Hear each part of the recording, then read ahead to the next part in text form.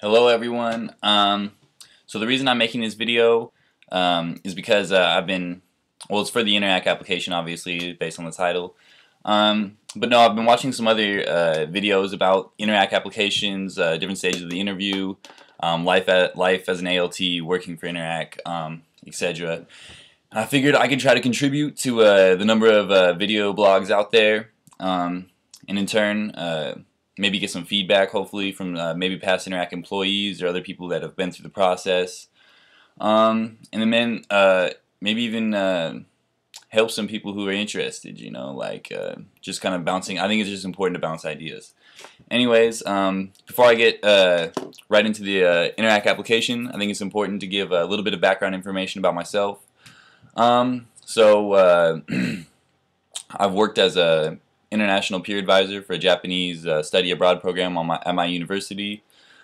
Just got hired as a kind of like administrative staff, student services assistant for the same company. I've also studied abroad for 10 months. Didn't study in Japan though. I studied at the University of Botswana, which is located, it's a country in southern Africa, for those of you that don't know. Yeah, so I think that information is relevant to getting the job for Interac. So that's kind of why I did that. Alright. So, getting straight into the application itself. Alright, so after establishing my username and password, I got into the Interac application part. And it's now July 31st. The application's opened up now. They're accepting applications now to get a position in March. I'm graduating in December, hopefully. Yeah, I'm graduating in December. So yeah, and I hope to work in March. I'm also going to apply to JET, but those applications don't open up until the end of September. Anyways, okay, so straight into the actual application. So, create your profile, basic information, emergency contact, education. Okay, so education, a little bit more difficult. Not difficult, but just listing your education.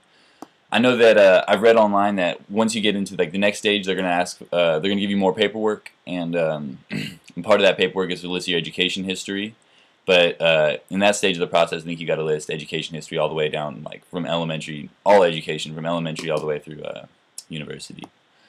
But right now on my application, all I have is my high school diploma listing, and as well as all my university experiences. Okay, and it also asks you to give details about each education achievement. I've been to a number of different colleges. Axia College, I got 36 credits through.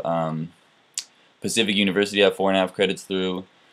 University of Botswana, obviously, my study abroad experience. And then Central Washington University, my home university, through which I'll obtain my degree in psychology. And I guess, yeah, so it's just a degree in psychology.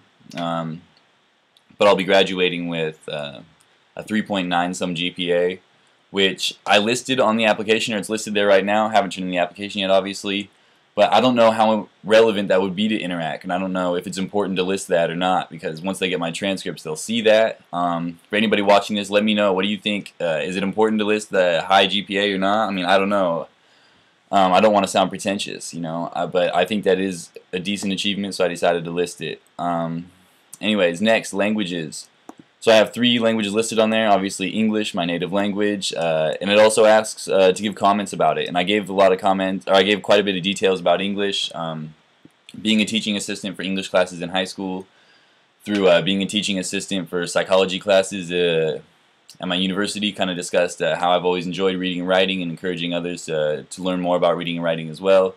And now working for the Asia University America program with Japanese students, I discuss how I've tried to help them in their English skills.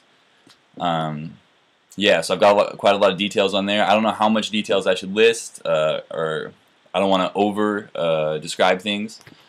But yeah, so anybody that has any idea, past Interac employees, any information on that, let me know.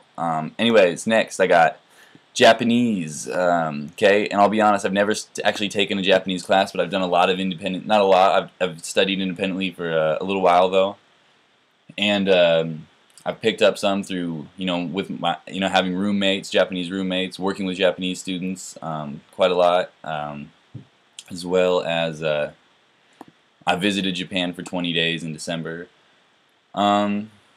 yeah, so I can kind of I'm able to read and write hiragana, or read and write hiragana, katakana, and now I'm at the kanji stage, but I can only recognize, understand, and pronounce about 30 or less kanji as of now. I'm just really learning about the radicals, component organization, etc. I describe all that in the details, and again, I don't know if that's important. And also my speaking and listening, it's kind of it's limited, you know. I've done a lot of Rosetta Stone. I've been persistent about that. But I've only studied Japanese for about, well, since I got back in January from visiting Japan. So January through end of July. So I don't know, what is that, like 6 months, 5 months? I don't know, 6 months. Yeah, so I've only spent about 6 months studying it. So, but I have been persistent. I try to describe that. But I don't know how important, and I don't want to over-describe things. Yeah. So, anyways, all right. My Setswana. For those of you who don't know, Setswana is the spoken language of native Botswana, the people of Botswana. So I actually studied that formally, as well as living there. You pick up quite a bit. So describe those experiences as well. I don't know how relevant that is to Interac, but yeah, I decided to describe that because I think it's important having experience studying a language in a foreign country. Certificates, just a couple of them. They ask you to give some details. They give about one sentence of each, what they're asking me to do, dates, etc. Okay, work history. Again, this one I have quite a bit of details on all my work history. And my work history, I don't know what work history they want me to describe. All work history. I mean, I've worked at a grocery store. You know, right after high school, I worked for like a biology type program while I was in high school.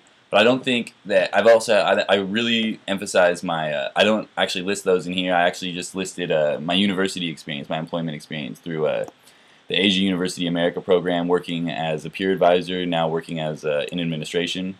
Describe both those positions. I also describe being an orientation and business week leader for my university.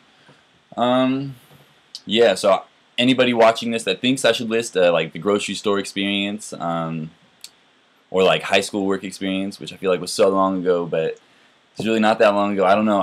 If you guys think I should list all that, let me know and explain why, because I really am making this video, so maybe I can get some feedback from you guys and help me along the way. So, all right, next, after work history, work preferences. So I have 2 work preferences, with the preference level being low. Of course, you got to demonstrate as much flexibility as possible when applying for these types of jobs. I understand that. And that's what I'll explain to them when they ask me about my work preferences if I get to that stage of the process. I'll tell them, you know, yeah, even though I want to work here, it's not, yeah, I'd be really happy and I'd be really thankful to get a job anywhere, and I'd definitely be willing to drive over there. I do have a driver's license. Obviously not a Japanese driver's license or an international driving permit, but I'll get one. Anyways, my work preferences are Hokkaido and northern Japan. Also, they're going to ask me why I want to go to those places. Hokkaido's, I watched an episode about Anthony Bourdain, No Reservation, that took place in Hokkaido, and ever since then I was like, wow, that's a cool area of Japan. Like, that looks tight. You know, I really like the weather. I like cold weather. The nature, it looks beautiful.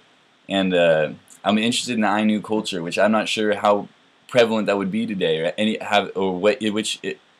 how much impact, if any, it would have in Hokkaido. Because from what I've read, the Ainu culture is kind of diminishing. Yeah. Anyways, from there, the agreement part of the application. So why are you applying for this position, and what do you expect an ALT position with Interac entails? Why am I applying for this position? Okay, and they're both limited to 300 words, which is super short, I feel like. But why am I applying for this position? So I explained to them. I try to be very concise. And I understand that these essays are pretty important for Interac from what I've read.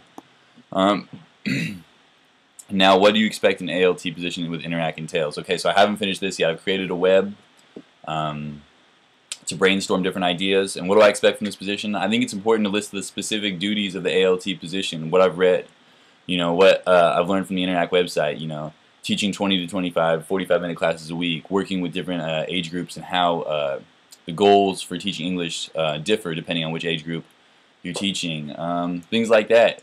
But I also think it's important to kind of list some bigger ideas, like, you know, what do you expect from this position? What do you expect an ALT position with Interac entails? So I could talk about maybe beyond the actual duties, I expect to act as a role model for these kids, both in the schools and the community. Kind of talking about being an ambassador, representative of Western culture, and what that means and how serious that is. I think that's important. And anybody watching this that thinks differently or has some other ideas for me, please let me know. That's the reason I'm making this video. Anyways, the video is over 10 minutes long now. I'll make another one after I turn in the application and get in contact with Interac. Maybe, hopefully, if I get to the phone interview stage, I can discuss that as well. Anyways, thank you guys for watching. Please give me some feedback if possible.